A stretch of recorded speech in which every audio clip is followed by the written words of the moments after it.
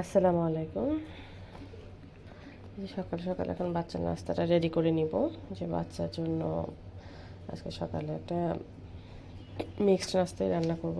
এখানে আমি নিয়েছি হচ্ছে বিন্নি চালের সুজি, ওটস নিয়েছি, এখানে দুধ, খেজুর, আর এটা হচ্ছে ঘি। তো আসুন রান্নাটা সেরে ফেলি। এই যে চুলার প্যানে হচ্ছে এই যে বিন্নির সুজি 1 চামচ, এক টেবিল চামচ, ওটস 2 টেবিল চামচ, একটু ঘি দিয়ে দিয়েছি। এই যে এগুলো এখন একটু হচ্ছে আমি হালকা হচ্ছে টেলে নিব। টেলে নেওয়ার পরে টেলে নিব।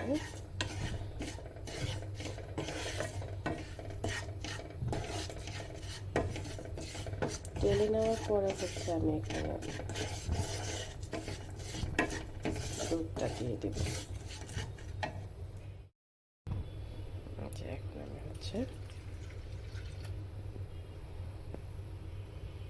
দুধটা দিয়ে দিচ্ছি। দুধের মিশিয়ে নেব।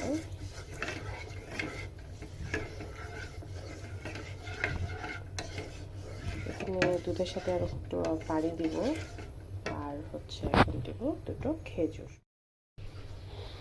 এই যে দিয়ে দিচ্ছি। এখানে খোসা ছাড়ানো এবং বীজটা ছাড়িয়ে আমি হচ্ছে দুটো খেজুর দিয়ে দিলাম। আর এখন আমি দিয়ে দিচ্ছি পানি। চুলার আঁচটা থাকবে হচ্ছে মিডিয়াম টু হাই। এরপরে এটাকে বলক হবে। আমি সব খাবার নর্মালি হচ্ছে একসাথে মিশিয়ে ম্যাক্সিমাম টাইমে কষিয়ে দিই, সময় কম থাকলে।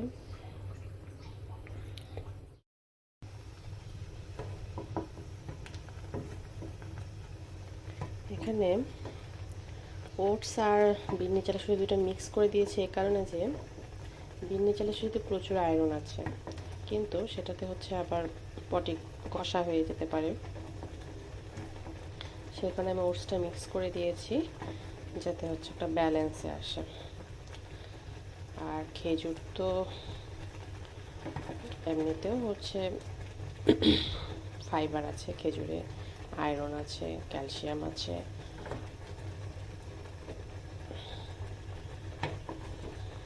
সব বাচ্চারা প্রচুর ছোটাছুটি করে অনেক অ্যাক্টিভ, তাদের এনার্জির জন্য খেজুরটা খুবই ভালো। এই যে আমি একটা এলাচ দিয়ে দিয়েছি। এটা ফুটে উঠলে হচ্ছে যখন একটু সিদ্ধ হয়ে আসবে, শুকিয়ে যাবে, তখন হচ্ছে যার বাচ্চা হচ্ছে একটু লিকুইড খেতে পছন্দ করে বা ঘন খেতে পছন্দ করে না, তারা সেভাবে নামিয়ে নেবে। এবং যারা হচ্ছে একটু একদম ঘন খেতে পছন্দ করে তাদেরকে, আমার বাচ্চা যেরকম লিকুইড খায় না, তার জন্য আমি একটু ঘন করে নামিয়ে নেব।